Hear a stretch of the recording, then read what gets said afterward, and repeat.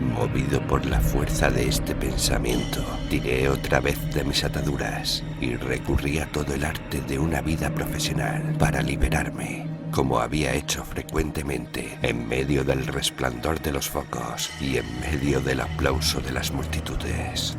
Los detalles de mi procedimiento para escapar empezaron a absorberme, y ahora que la larga cuerda había desaparecido, casi llegué a creer que los indecibles horrores no eran al fin y al cabo sino alucinaciones, y que no existía ningún foso terrible, ningún abismo insondable, ninguna cuerda interminable. No estaría después de todo en el templo entrada de Kefren, y no habrían entrado los árabes en secreto para torturarme una vez que me tuvieron allí a su merced. En cualquier caso debía escapar en cuanto estuviera de pie, desatado sin la mordaza y con los ojos abiertos a cualquier resplandor de luz procedente de cualquier punto. Podría disfrutar verdaderamente del combate contra los malvados y traicioneros enemigos. No sé cuánto tardé en arrancarme todas mis ataduras. Debió de ser mucho más que en mis actuaciones en público, porque estaba herido, agotado, debilitado por las experiencias que había soportado. Cuando finalmente quedé libre, respirando a grandes bocanadas un aire frío, húmedo y perversamente aromático, tanto más horrible sin el filtro de las vendas de la boca y de los ojos. Me sentí demasiado entumecido y cansado para ponerme enseguida en acción. Permanecí tumbado, tratando de estirar mi cuerpo, tanto tiempo doblado y herido, y esforzándome la vista a fin de captar alguna luz que me orientase sobre mi situación. Gradualmente me fueron volviendo la fuerza y la flexibilidad. Sin embargo, mis ojos no distinguían nada. Al ponerme de pie tambaleante, escruté en todas direcciones, pero no percibí más que una negrura de ébano, tan grande como si aún siguiera con los ojos vendados. Me toqué las piernas, cubiertas con una costra de sangre, bajo mis pantalones hechos jirones, y comprobé que podía caminar, aunque no sabía qué dirección tomar. Desde luego no debía ir al azar y correr el riesgo de alejarme de la entrada que buscaba. Así que permanecí inmóvil, con objeto de percibir la dirección de la corriente de aire frío, fétido y cargado de olor a natrón, que en ningún momento había dejado de notar. Aceptando el punto de su procedencia como la entrada al abismo, traté de seguir esa pista y caminar directamente hacia allí. Solía llevar encima una caja de cerillas e incluso una pequeña linterna, pero naturalmente habían vaciado los bolsillos de mi destrozada ropa de todos los artículos pesados. A medida que avanzaba cautamente en la negrura, la corriente se hacía más fuerte y desagradable, hasta que por último llegué a considerarla ni más ni menos que una detestable corriente de vapor que brotaba de alguna abertura, como el humo del genio encerrado en la botella del pescador del cuento oriental. Oriente, Egipto, esta tenebrosa cuna de la civilización, era siempre fuente de horrores y maravillas indecibles. Cuanto más pensaba en la naturaleza de este viento de caverna, más grande era mi inquietud. Tras un momento de reflexión, decidí no desandar mis pasos. Si me apartaba de la corriente de aire, no tendría puntos de referencia de ningún género, ya que el suelo relativamente plano carecía de configuraciones que pudiese entender. En cambio, si seguía la extraña corriente, llegaría sin duda a algún tipo de abertura, a partir de la cual quizá podía dar un rodeo, siguiendo las paredes, hasta el lado opuesto de este recinto ciclópeo, imposible de explorar de otro modo. Sabía que podía fracasar. Me daba cuenta de que no estaba en ningún lugar del templo entrada de Kefren, conocido por los turistas. Tenía la impresión de que dicho recinto era desconocido incluso por los arqueólogos, y que lo habían descubierto los curiosos y malévolos árabes que me habían encerrado. De ser así, ¿acaso habría alguna abertura de salida? ¿Qué pruebas tenía yo de todos modos de que eso era el templo entrada? Por un instante me volvieron a la mente insensatas especulaciones y pensé en aquella vivida mezcla de impresiones. El descenso, la suspensión en el espacio, la cuerda, las heridas y los sueños que eran auténticamente tales. ¿Acaso había llegado el final de mi vida? ¿Sería efectivamente misericordioso si era este el final?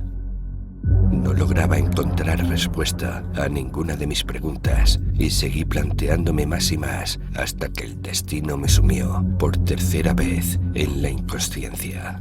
En esta ocasión no tuve ningún sueño, ya que lo imprevisto del incidente me privó de todo pensamiento consciente.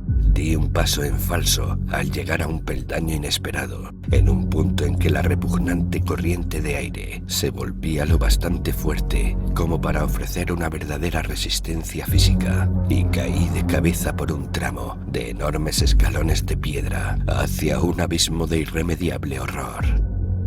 El que volviera a respirar de nuevo lo considero un tributo a la vitalidad inherente al organismo humano que goza de salud. A menudo pienso en aquella noche y encuentro una nota de auténtico humor en aquellas repetidas pérdidas del conocimiento. Pérdidas del conocimiento cuya sucesión no me recordó entonces otra cosa que los toscos melodramas cinematográficos de la época. Naturalmente, es posible que no llegara a perder la conciencia en ningún momento y que todos los detalles de aquella pesadilla subterránea fueran meramente sueños de un largo coma que había empezado con el impacto de mi descenso al abismo y que terminó con el bálsamo saludable del aire exterior y el sol naciente que me encontraron tendido en las arenas de Gizeh ante el sardónico y arrebolado rostro de la gran esfinge. Prefiero creer en esta última explicación cuanto me sea posible. De ahí que me alegrara cuando la policía me dijo que habían encontrado abierta la barrera que hay a la entrada del templo de Kefren y que efectivamente había una grieta considerable hasta la superficie.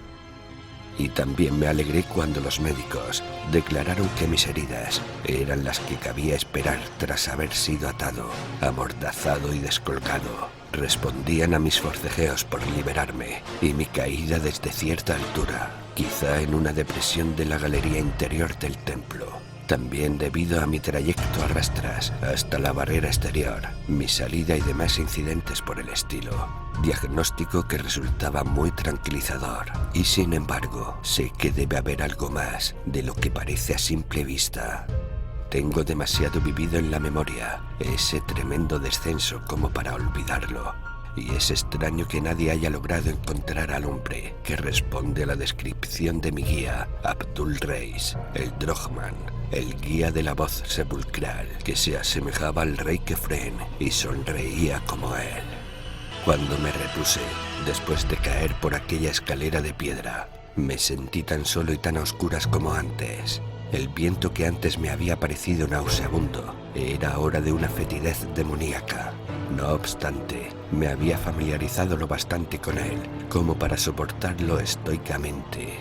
Aturdido empecé a alejarme a rastras del lugar de donde surgía el viento corrompido y con manos sangrantes palpé los bloques colosales de un enorme pavimento.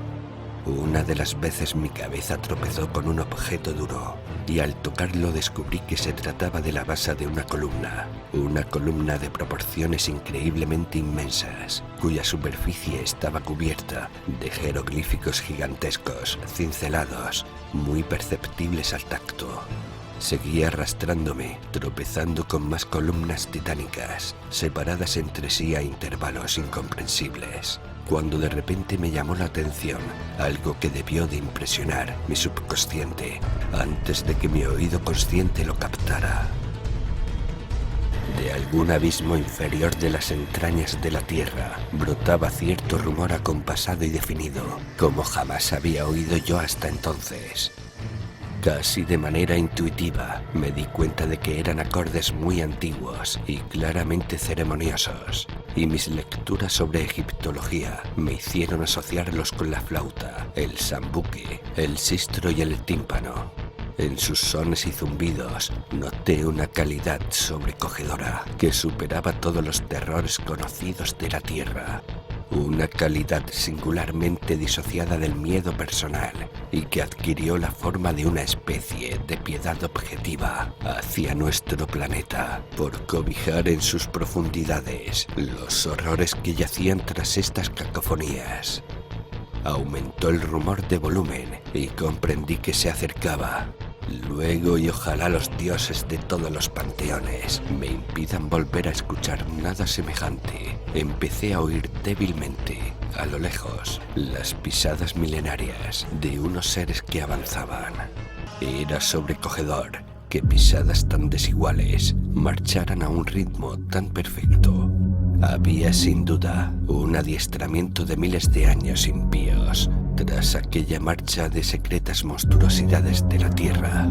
Avanzaban con paso quedo, sonoro, solemne, al son de las detestables discordancias de aquellos instrumentos burlescos. Entonces, ojalá me borre Dios del pensamiento el recuerdo de esas leyendas árabes, las momias sin alma, el punto de reunión de los Kas errabundos, las hordas de muertos faraónicos condenados durante 40 siglos, las momias compuestas, guiadas a través de las inmensas oquedades de Ónice por el rey Kefren y su reina necrófaga, Nitocris. Las pisadas se acercaban. Que el cielo me libre del rumor de aquellos pies y zarpas, y pezuñas y patas, y garras, cuando comenzaron a hacerse discernibles. En una ilimitada extensión de tenebroso pavimento, parpadeó un destello de luz en medio del viento maloliente, y me oculté detrás del enorme cilindro de una columna ciclópea, a fin de escapar por un momento al horror que se acercaba despacio, con millones de pies, recorriendo gigantescas estancias hipóstilas de inhumano pavor y fóbica antigüedad. Nitocris.